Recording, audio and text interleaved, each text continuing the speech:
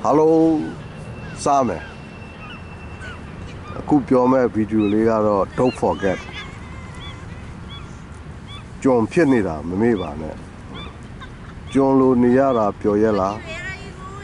ငါဤနမလာချင်လာပါလာနိုင်ပါပဲကြုံဖြစ်နေတာမမေ့ပါနဲ့ရီချင်းကြီးပါရီနိုင်ပါတယ်ကြုံဖြစ်နေတာမမေ့ပါနဲ့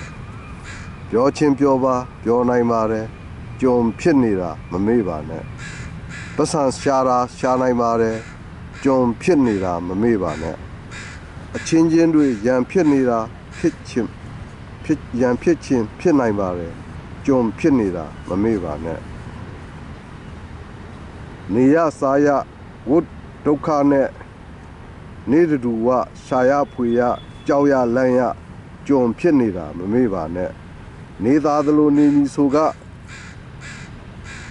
ငါတို့ဘဝကြုံမကြုံထီးကြုံကြီးကြုံလေးငါတို့မွေးသည့်ငါတို့ရင်သွေးဒီလဲကြုံလေးတွေသာဖြစ်လိမ့်မည်နိုင်မြမှာဖះကမိုးဆက်ကိုစေလွတ်ပြီးကြုံခံနေတဲ့ဂျူးလူမျိုးများကိုကယ်ထုတ်ဖို့အတွက်မိုးဆက်က Promise Land ကိုခေါ်ထုတ်လာတယ်18ရက်လောက်သွားမဲ့ခီးကိုဘာကြောင့်နှစ်40ကြာခဲ့ရတာလဲအဖြေကရှင်းလေးပါနှစ်400ကြုံခံရသောကြောင့်ကြုံဘဝမှာပျော်နေပါပြီဒါကြောင့် Promise Land ကိုခီးစဉ်တွင်ကြုံအစစ်မကုန်သေးတဲ့ကြုံဝိညာဉ်ရှိနေသေးတာကြောင့်တလန်းလုံးပြဿနာရှာခဲ့ကြတယ်ဖာရိုဘီရင်နဲ့နေရင်တော့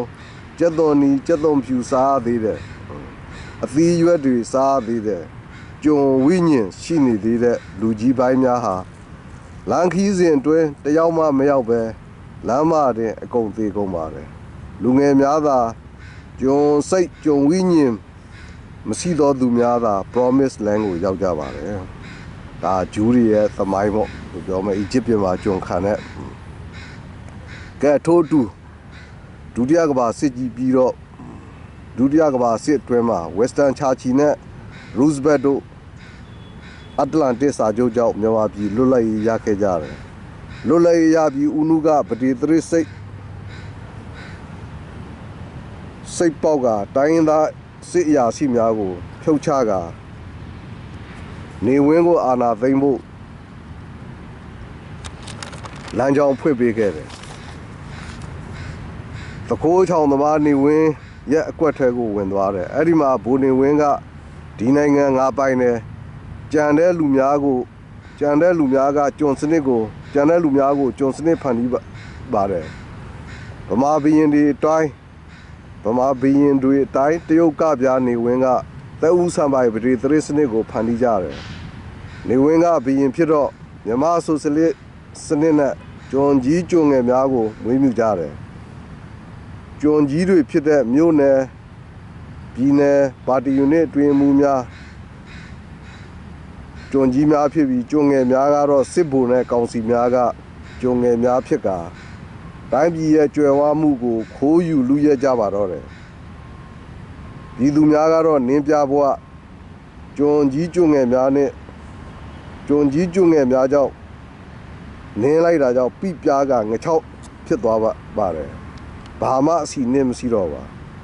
ဒါကိုသဘောပေါက်တဲ့တိုင်းရင်းသားနဲ့ပြည်သူချို့ကပြည်လူမျိုးများကျွန်ဘဝကလွတ်မြောက်ရန်အတွက်တိုက်ပွဲဝင်ကြပါတယ် KNU ကရင်မျိုးသားအစည်းအရုံးကို1949ခုနှစ်တွင်ပေါ်ထွက်လာတယ်ထို့အတူ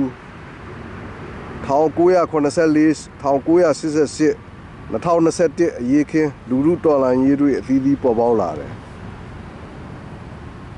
84နဲ့88အရေးခင်းဘာကြောင့်မအောင်မြင်ကြတာလဲကျွန်စိတ်မကုန်သေးသောသူများရှိနေသောကြောင့်ပါ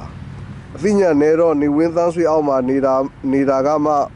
ပဇွန်လုံးလေးပဇွန်လေးငါးလေးစားသေးတယ်ကြုံဝိညာဉ်မကုန်သေးသောကြောင့်ပါကရင်တော်လန်ရေးခေတ်ဆက်ဘာကြောင့်မအောင်မြင်ရတာလဲကြုံဝိညာဉ်မကုန်သေးသောကြောင့်တော်လန်ရေးတွင်ပါဝင်သောအချောင်သမားများတခိုးများခွင့်ရင်သမားများ တော်လိုင်းရေးရအခွန်အလူငွေများကိုခိုးယူကာမိသားစုကြီးပွားရေးအတွက်အချောင်သမားများစွာပါဝင်လာသောကြောင့်ပါ2021မှာတော့သခိုးများမပါလာ၍မဟုတ်ပါလာကြပါတယ်ဒါပေမဲ့လို့21ရာစုမှာတော့မီဒီယာခေတ်ဆိုတော့အခုခိုးအခုပေါ်ဆိုတော့သခိုးများအစားမချောင်တော့ပါနောက်ပြီးမာလာမွေးထားတဲ့ကျွန်ကြီးအုတ်ချုပ်ရည်မှုများလည်းမကြာခဏဆိုသလိုမက်ဆီကြိုက်တာများတော့နည်းနည်းကြောက်လာပါတယ်သူမွေးထားတဲ့ကျွန်ပလိတ်များခဏမက်ဆီကြိုက်တော့ကြောက်လာပါတယ်သူပြည်သူနဲ့ပေါင်းလာတယ်သူမွေးထားတဲ့ကျွန်ကြီးစစ်ဘိုစစ်သားတရင်လိုက်ပြုတ်လက်နဲ့ချတာများတော့ဘရင်လှုပ်ချင်တဲ့ဦးမင်းအောင်လိုက်လဲကြောက်လာတယ်တမမှုအဆင်မိဒူတိုင်းမှုအဆင်မိကျွန်ကြီးများဖြစ်တဲ့ဗိုလ်မှူးဗိုလ်ချုပ်များကတော့သဘောပေါက်လာတယ်မဟုတ်ဝေတဲ့ခေတ်မဟုတ်တော့ဝေတဲ့ခေတ်ဆိုတာသဘောပေါက်လာတယ်အခုတော်လိုင်းရေးမှာသခိုးချောင်သမားများကိုချေမုံးပါဒါကတော်လိုင်းရေးရဲ့ကင်ဆာဆဲပါဗျာကင်ဆာဆဲတွေပါကြားလာရင်တော်လိုင်းရေးကိုဖျက်ဆီးပြီးတော်လိုင်းရေးကိုသတ်မှာပါဒါကြောင့်ငွေနိုင်သူငွေလူကြပါစာရေးနိုင်သူစာရေး YouTube Facebook တချင်းအားပေးစကားပြောကြပါအားပေးစကားဆိုကြပါလူပါအဓိကကတော့ကျွန်ဝိညာဉ်မရှိမှကျွန်ဘွားကလွတ်မြောက်မည်ကျွန်ဝိညာဉ်မကုံသေးတဲ့သခိုးကိုတိကျစွာအရေးယူကြပါကျွန်ဝိညာဉ်ကုံမှကျွန်စိတ်ကုံမှကျွန်ဘွားမှလွတ်မြောက်မည်ဖြစ်ကြောင်းပြောကြားလိုပါတယ်